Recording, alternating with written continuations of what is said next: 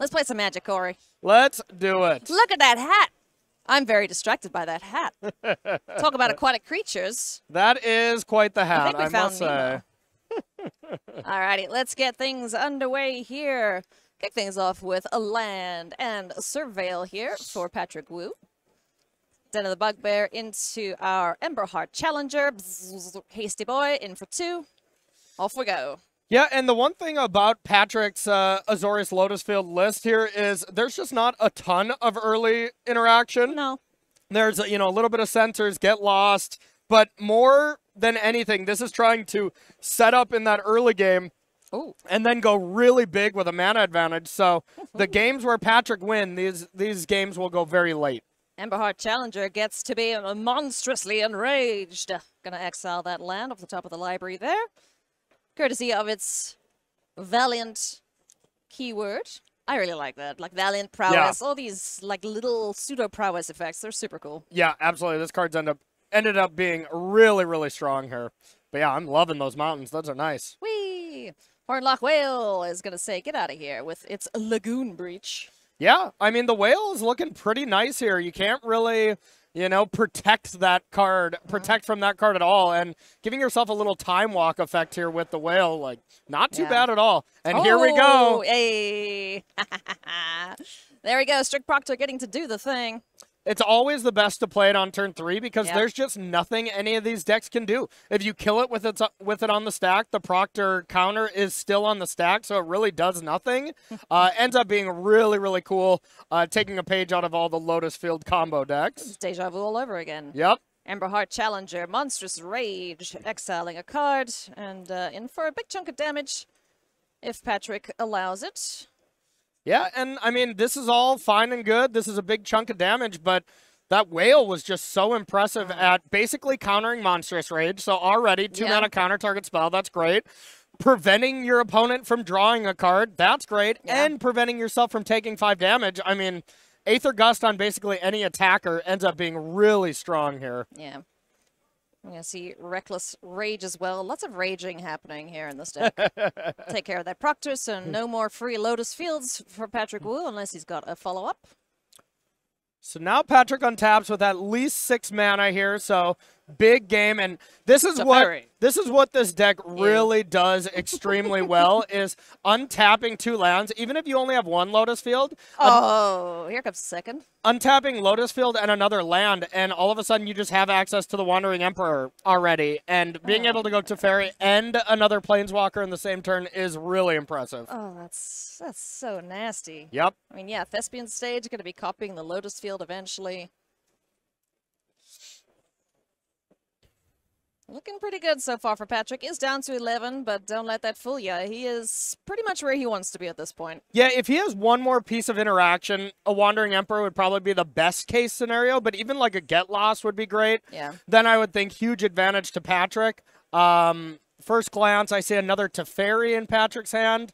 So if Brennan can have a really nice turn here, there's still definitely a chance, but just firing up the Den. Okay, so that kind of tells me there's not all that much happening for Brandon right now in hand. Yeah. But Den of the Bugbear is an extra way to just get an attacker out that's, kind of safe from sorcery speed effects. Looking at you, Teferi. Yep. And I mean, this is still 7 power coming in, so we'll see if it's going at Teferi at all. If you want to kill Teferi, you have to go your 2 big creatures at it. And right now, Patrick is just like, please go at Teferi, as he has a backup in hand, so. Yep. You don't mind losing 1 Teferi if it's going to be followed up by his clone very shortly. There's the 1/1 Goblin. Off the Den of the Bugbear. Patrick is going to respond in some fashion here. Let's see what he's got. Get Lost. Okay. All right. Emberheart Challenger gone, so 2 map tokens. And probably just copying a Lotus Field with that extra mana. Yeah. And it does look like everything was at Teferi, which is just great news for Patrick. Not only is Teferi not even going to die, Patrick's not taking any life, and he has a backup Teferi, so Patrick's got to be thrilled about how this turn worked out. Yeah, that was an excellent exchange for the Azorius player. Gets to untap with, what's he got now, 3 Lotus Fields, essentially? Just 2, so So 6, far? 7, 8 mana, but with the Teferi untap, he technically has 14 mana. That's a free whale he gets to cast because he gets to untap those Lotus Fields. And, yeah, I mean, this deck really utilizes mana quite well. Just an old 6/6 with Ward 2. Not too shabby. I really love the storybook frames for these cards. Yeah, They're so pretty. They are very good. Yeah, I've played against Patrick a few times here at Star City Games events, and I'm 0-2. And he's always been playing this deck. He's just an absolute master of this deck. Yeah, he's been playing it as long as I have seen him play Magic. And he has some nice results with the deck. Yeah, it's quite an interesting iteration on Lotus Field. You know, it's not the typical combo deck that we'd expect with Lotus Field, but it's a great way to use it, especially if you have it to Teferi. Yeah, I would times say 4. I would say this is even more of an iteration just on blue-white control, like kind of mashing these two decks together, doing some of the most powerful things in the format, and the fact that they work well together is really impressive. Nice. So Emberheart Challenger is going to be the target of Claim to Fame. A land exiled off the top of the library. Patrick says sure. And at least 1 land in hand for Brennan.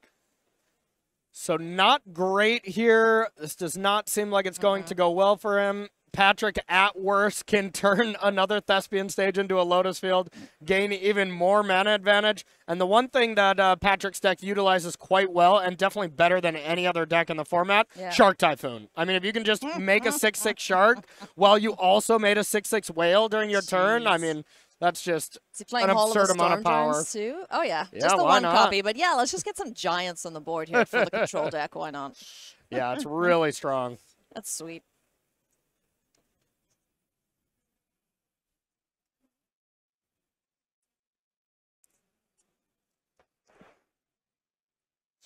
All right, so that's going to go into exile. Map token being utilized on the little gobbo.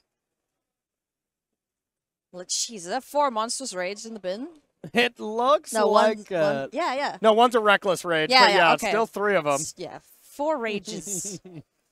Must be a barbarian class. Must be. I'd like to rage. For any D&D players out there, they understood that reference, Corey. I sure didn't, so. You never played D&D? No, I did not. Boo.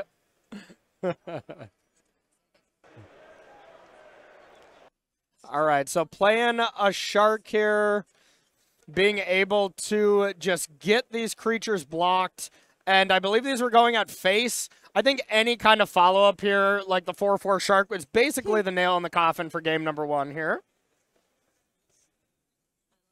I love that shark art, by the way. Look at that. Yes, that is really nice. That's a shark with legs. Oh, no. So sharks, whales. Jeez, that's a lot of damage coming through. Like, Brendan definitely on the back foot here. These Rakdos Prowess decks do not do well from behind. No. So we're going to do what we can here with Titan's Strength. Try to deal with one of the threats, but I wouldn't be too shocked if Patrick just doesn't care, but has another whale. Bounce. Yep. Sadness goes in the stack. And gets to eat the other one there, or just trade with it, totally fine. And now able to do the exact same thing Patrick did last turn. Start the turn by casting a whale, tick up Teferi, go from there, and that already should be plenty to lock up this first game. I think this is the game where Brennan really needed to win too. Like this is the first game where, you know, there's not a lot of hate cards that Patrick has. It is a lot of cards that just get you big mana. The Sharks, Deluges and stuff. Plenty of stuff that's good against slower decks. Post-board, though, we're going to see 4 knockout blows here for Patrick, which is going to be huge. That seems to be the theme this weekend. Each, like, control aggro matchup we've seen, the first game has gone to the control player, which is always typically bad news bears for the aggressive decks. So hopefully Brendan's got a good sideboard plan against this. Yep, absolutely. And to be fair, Brendan did flood out quite hard there. What, like 7 lands? That is not what you want from the deck. So hoping for a little bit smoother of a plan. But Patrick, from turn 2, just had a really strong play. Went turn 2... you could say he had a whale of a time. Yeah, he sure did. The Lagoon Beach. Lagoon. That's another one. The Lagoon Breach to be able to to deal with a creature, and then into Strict Proctor, Yeah, that was Lotus sweet. Field, into just gigantic spells for the rest of the game. So really impressive showing there from Patrick. Yeah, it's kind of, a similar effect, I think, against your opponents when you just have this overwhelming amount of resources, kind of like the Enigmatic Incarnation deck. As soon as it gets rolling, like, you're not going to stop that train. 100%, yeah. When you can cheat on mana that fast and just go from 2 mana to 5 mana in one turn, your nut draws per se look really, really powerful. So The Mono Green Devotion deck is very envious of Yeah. the amount of mana that these decks are generating. there you go. So looking at Brennan Cohen's sideboard here, the cards that stick out to me right away are Obnixilis. Looks like these may be the wrong sideboards, but we'll get the correct ones up here. Yep. Wrong boards. But to start, Brennan has 3 Obnixilis. This is kind of the go-to card against control decks. It is a little bit worse when your opponent's ramping so much, but that's going to be a card I want to bring in right away. There is a Hazoret, which seems okay. Normally, Hazoret is just a threat that is really, really hard to kill for these blue-white control decks. But with the Whale's ability to put it on top, that's rough. I don't actually like that one that much. So I think just 3 Obnixilis, 4 Thoughtseize is all I want from Brennan's side. And then here from Patrick's Azorius Lotus Field list, 4 Knockout Blows is going to be the kind of slam dunk here. And outside of that, you can bring in 2 Aether Gusts as just another threat to be able to deal with. And outside of that, so probably just those 6 cards. Maybe, I wonder what you take out. Probably some Farewells. They're too expensive. Even Strict Proctor, I'll be curious to see if Patrick leaves it in, because if there's any matchup where you take this card out, which it could just be, the sacred goat of the deck that you just don't take this out. And it's a 1/3. It can block a 1/1 Corey. Yeah, sure. It's not a 1/1 for long, though. But if it does come out in any matchups, this would be the one where it shuts down absolutely nothing on Brennan's side. And the body is not very significant. Even just for the proactive plan side of things, like, wouldn't it just get to stay for a Lotus Field? That's what I'm thinking. Maybe it just stays no matter what, and this is a card you should just never take out. And I would see Farewells just being cards you take out. I could also see, I would be taking out Shark Typhoons immediately if I was a traditional Azorius control deck. Just because, well, by the time you're getting attacked with these gigantic mice, you're cycling and you're putting a 1/1 into play. But this deck does ramp, so maybe it's a little bit of a different story here. Yeah, the surprise blocker, as you've called it, is typically a pretty good thing. Yeah. In most cases, but if it is a 1/1, like you mentioned, there's trample in multiple ways for the Rakdos Prowess deck, so something to consider. But yeah, I do like a good old Shark. Doubt we'll see a hard cost Shark Typhoon today, but especially in this matchup, but you never know. I mean, Reed Duke gave it to us yesterday. That was awesome. In his Dimir control deck, Reed Duke, of course, still in day 2. A man of the people, I tell you. Yep, still at 7-2 to start the day. We'll keep an eye on him for sure. Channeling Gab Nassif, and did get that deck from Gab Nassif. Yep. Dimir control list. Yeah, That's so sweet. You can always tell it's a Gabriel Nassif deck if it's you Dimir. No, if you just look at the deck list and there's not more than 2 of a card in the deck, yes, like he loves his variety here. You should come play Commander. It's only one of. Yeah, exactly. He's almost there. Yeah. Should invite him over. Yeah, absolutely. Friendos, if you are looking at any of these decks this weekend and would love to get some and buy some and sell some even, then go to starcitygames.com. You can sell your cards there. You can also buy single sealed product. There's also a flash sale going on this weekend until Monday. It's up to 50% off of singles and sealed products, so make sure you go and check it out.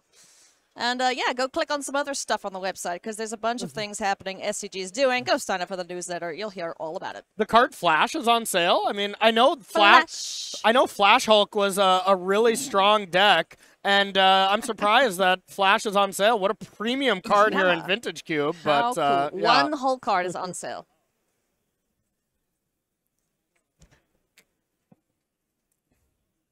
As the players shuffle up here, we just want to say thank you very much to everyone who's tuning in. It is round 11. All right, and we are underway. Let's see. Let's see if we like these hands here. Yeah. Oh, cool. We can get a bit of a peek here. What are we seeing? Patrick's deck is all I've played against Patrick a couple times, as I was saying earlier. His deck is always kind of blinged out. It's always foil, alt arts, and stuff. It looks really cool up in person. Tough to see when we're trying to eye what kind of cards he has in hand. Both players, well, Patrick is considering it. Yeah. Brandon not happy with his first hand there, so going to send it back. Yeah, looks like Patrick kept, so we'll see what kind of stuff he has. I think what Patrick's really looking for in the opener is those sideboard knockout blows. Yeah. Being able to have that in response to a pump spell or something like that is going to be gigantic. And then, of course, just trying to get the fast mana. I'll be interested to see how he sideboarded it as, you know, the traditional Azorius control decks. I've definitely sideboarded with them a lot more. Yeah. This one, I could see him doing a lot of different avenues, so we'll see what he decides to take out. I remember seeing Cedric and Patrick casting this, and they see the whale land, and they're like, that's, what is that? That was a surprise. Yeah, that's a new one. I mean, what we saw... that at the World Championship last year. We did? Yeah, I believe Greg Orange, right, was playing that whale control deck. Yeah, I wouldn't be surprised. Greg does love a good control deck. Absolutely. And if he can, you know, put his own little spin on it. Exactly. Otherwise, I haven't seen that card just played at all, besides this. So. No, not at all. I mean, I'm used to seeing Hullbreaker Horror, and then I usually just scoop when that happens. Because that card sucks. This is Hullbreaker Horror at home. You know? Kind of, yeah. You know, it tries to do the best bounce impression that it can. Exactly. Yeah. Stupid exactly.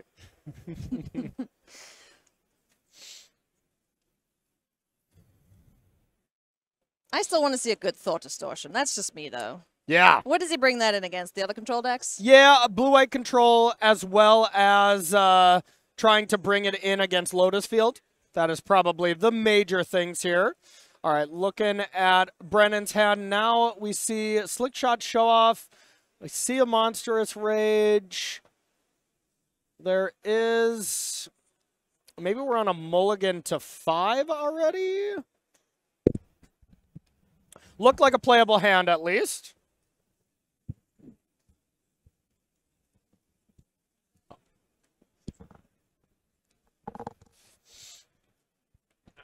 Do we have a hand we're happy with here? Looks like it. Yes? No? Yes? Yes.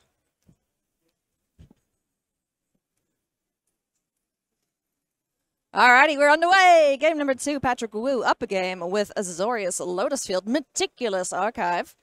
It's going to be doing some surveilling. That is going to be in the bin.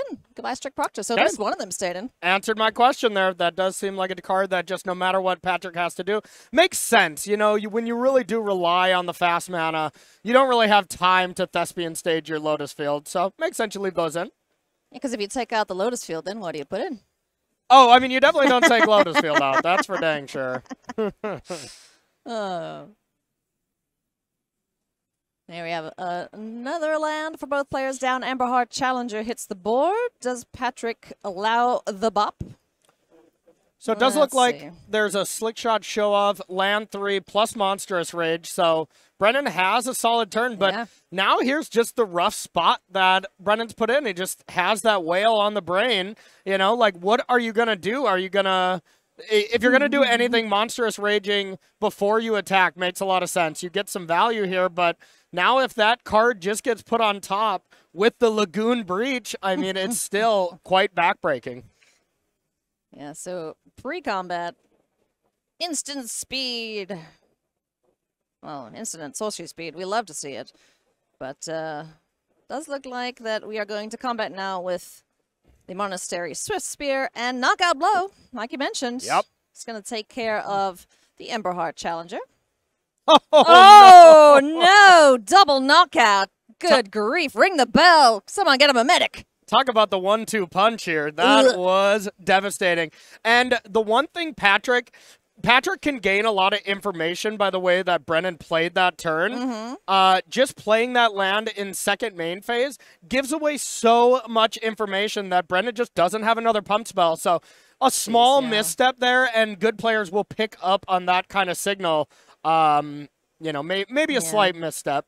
I don't know if Patrick could have went for that exact same line. He would have at least had to have been a little more cautious if there was one red open. Yeah.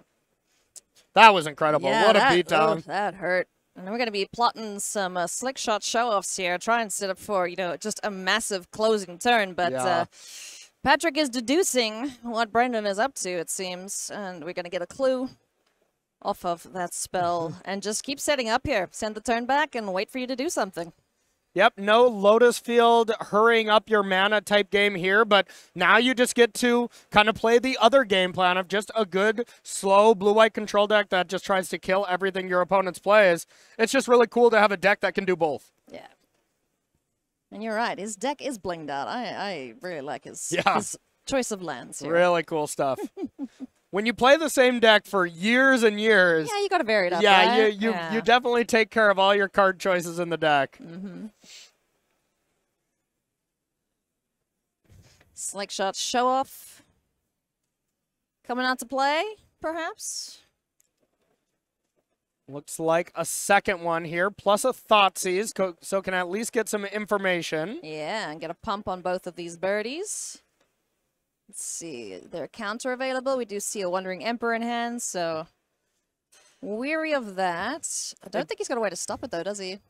If anything, Patrick can just cast it and not activate it now and wait for Brennan to go to attacks and then get one of them. Huh, alrighty. So what we got there? Memory Deluge, 2 Teferis. Shark Typhoon. And a land. Oh, I love the secret Oh, land. yeah. Shark Typhoon, Memory Deluge, Wandering Emperor, and Teferi. That's a sweet Memory Deluge. Yeah, just a stocked hand. I'm going to go see where that's from. Don't mind me, just doing some shopping on SCG.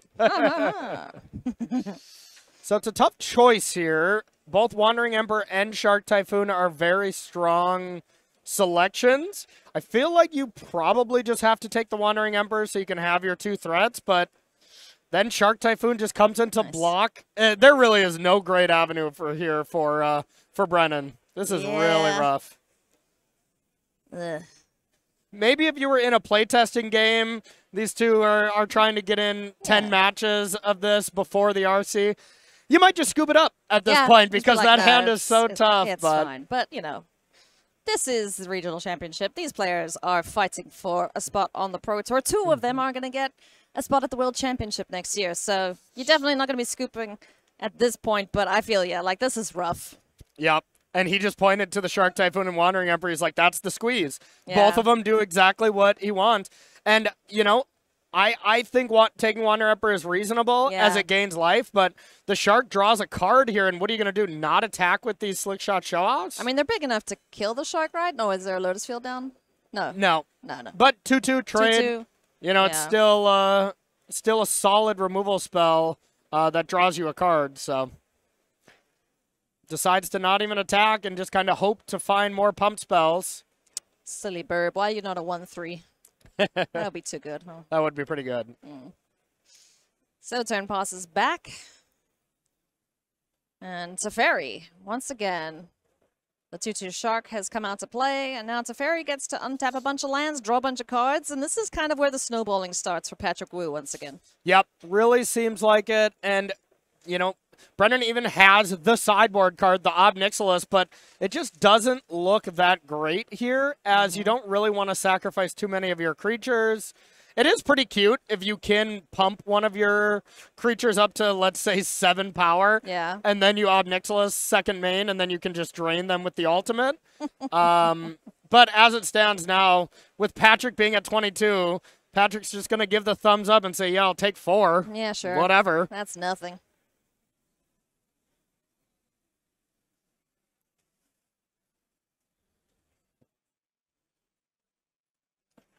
It's kind of fun getting 2 Planeswalkers, though. It is fun. It is a cool card, and it is very strong against traditional blue-white control, but the one thing about traditional blue-white control versus this Azorius Lotus Field is sharks. You know, there's with traditional Azorius control, there's really no way to pressure those Planeswalkers. Now you just have this free ability to tack them down with your Shark Typhoons. Yeah. So at least one of the Ob Nixes is going to get taken care of, but we do see 1 Slick Shot, or the Slick Shot remaining, going off to Teferi, down to 2. Shark's not interested in that trade. Yep. That Shark needs wings. You know when you see art where it looks like the creature's flying, but it doesn't have flying? Like, Yeah. this guy flies. He needs wings. 100%. I'm going to go and talk to Patrick. Go talk to the artist Yeah. of that shark token. Have some words. So 1 up, Nicholas down. The one with more loyalty. The original remains. A little devil and a show-off on the board here for Brendan.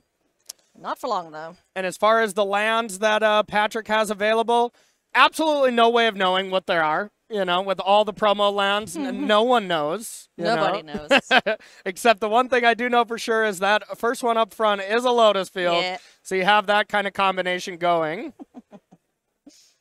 There's an archive down there, too. That's what he started off with. Sure. I can identify that one. I'll believe you. Yeah. It's things that produce mana, Corey. That's all we need to know. I just assume Patrick has perfect combinations of mana. Yep. Probably a Thespian stage in there. Yep. Whee! Shark 4/4. Wait. Impressive. How big is the shark? The sharks are multiplying. Oh, no! 4, yeah. Jeez. That's a big old shark.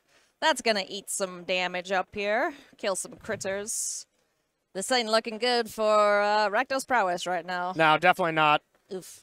This game was honestly over when there was arrived? Nope, when there were the first 2 knockout blows on turn 2. Oh man, that was just lights out. You know, Brendan kind of got up and he's just like staggering around, doing his best to try and fight. Meanwhile, he's punching the ref in the face, kind of thing. There you go. Yeah, dazed for sure. Oh, dazed and confused and very much bruised as Patrick Wu is just going ham.